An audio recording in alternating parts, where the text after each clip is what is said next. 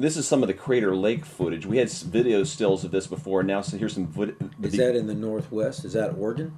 Yeah, it's Crater Lake, Oregon. Now, is the Pacific Northwest a higher concentration of Bigfoots? Absolutely, yeah. And so this is an area where you would probably, there's a good chance you'd see a lot more of them in this area. I say California, Oregon, Washington, and Vancouver are prime areas for Bigfoot. Because it's so forested and it's just a better place for something that large with that much hair.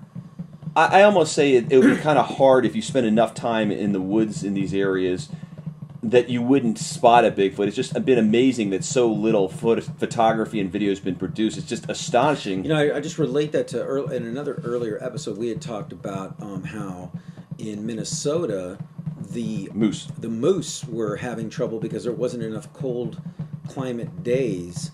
And that's a large animal. It's got a lot of hair on it.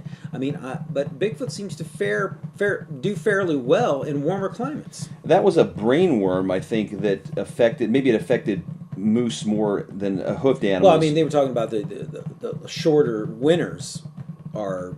It's more stress on the animal. Puts more stress on the animal. I wouldn't look at Neanderthals and say that's a different species. So, whatever.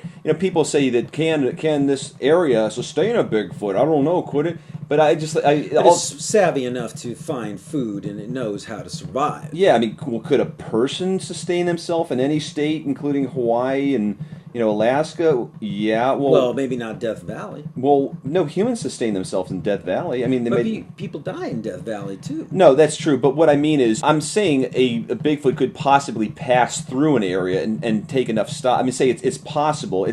You're not dealing with something that's elk, a deer. Well, I'm just relating it to somebody that's wearing a wool coat, in the summertime. Yeah. No, they might have seasonal times they go. If they're making a pass from Canada to Mexico, they might do that during the winter time.